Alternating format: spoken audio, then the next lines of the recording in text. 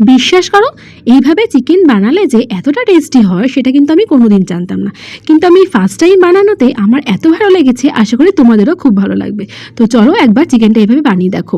প্রথমে আমি 1 কিলো মতো চিকেন নিয়ে নিয়েছি, আর তার মধ্যে বেসিক কিছু মশলাগুলোকে মাখিয়ে নিলাম, যেমন লঙ্কার গুঁড়ো, হলুদ গুঁড়ো, জিরের গুঁড়ো, আর পরিমাণ মতো নুন, আর বেশ কিছুটা সর্ষের তেল, সব কিছু মাখিয়ে রেখে দিলাম 1/2 ঘন্টার মতো।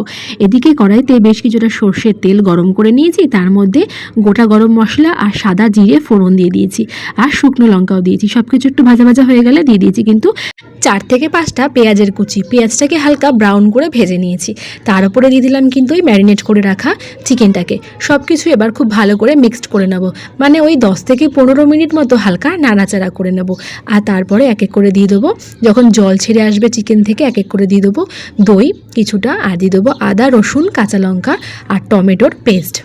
আর একই সঙ্গে আমি এখানে 2টো আলুও একটু কেটে দিয়ে দিয়েছি মাঝখান থেকে।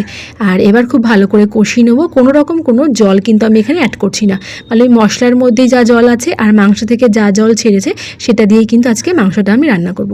এবার দেখো এখানে কিন্তু শুকিয়ে গেছে, প্রায় কিন্তু 20 মিনিট মতো সময় লেগেছে হাই স্টিমে মাংসটাকে এভাবে কষাতে।